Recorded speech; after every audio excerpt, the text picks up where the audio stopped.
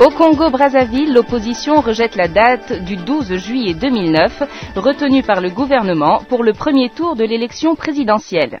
Elle estime que les conditions ne sont pas réunies pour une élection juste, transparente et équitable. Divers leaders de l'opposition congolaise prévoient de se retrouver cette fin de semaine en France pour parler de cette situation. Timothée Donangmai a joint à Brazzaville Abdoulaye Mololo, président du collectif des détenus politiques du Congo-Brazzaville, association proche de l'opposition.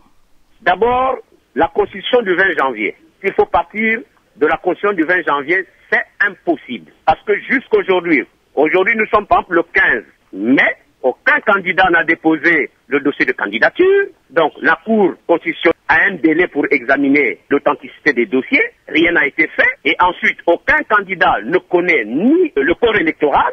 Rien n'est fait. Rien à l'horizon ne pointe que le 12, c'est une date crédible pour aller aux élections. Ou alors, le pouvoir va faire un passage en force. Et ça ne sera pas bien.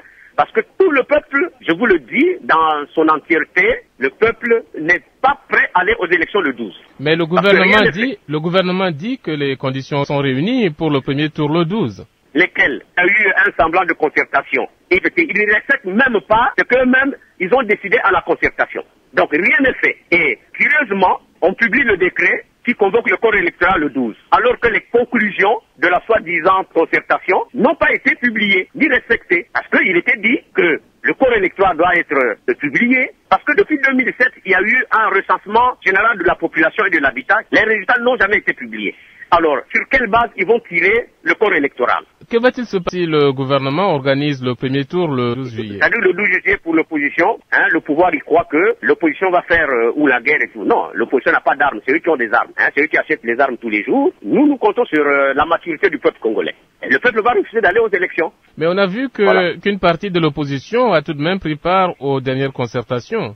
Oui, mais l'opposition qui a pris part à la concertation, c'est laquelle? C'est une opposition de façade, si je puis le dire comme ça. Parce que la concertation, c'est le fond de l'opposition. Ce sont des partis qui se sont constitués en front, qui ont écrit au gouvernement. Le 12 mars, ils ont adressé une lettre directement au président de la République pour solliciter cette concertation. Mais malheureusement, quand la concertation a été acceptée, l'ordre du jour a été tronqué, et quand on a demandé à l'opposition de présenter un candidat à la vice-présidence du présidium, et quand l'opposition désigne Madame Niali, catégoriquement ils ont refusé. Ils ont dit non, si c'est Madame Niali, c'est pas la peine. Mais l'opposition dit, mais Madame Niali est à l'opposition.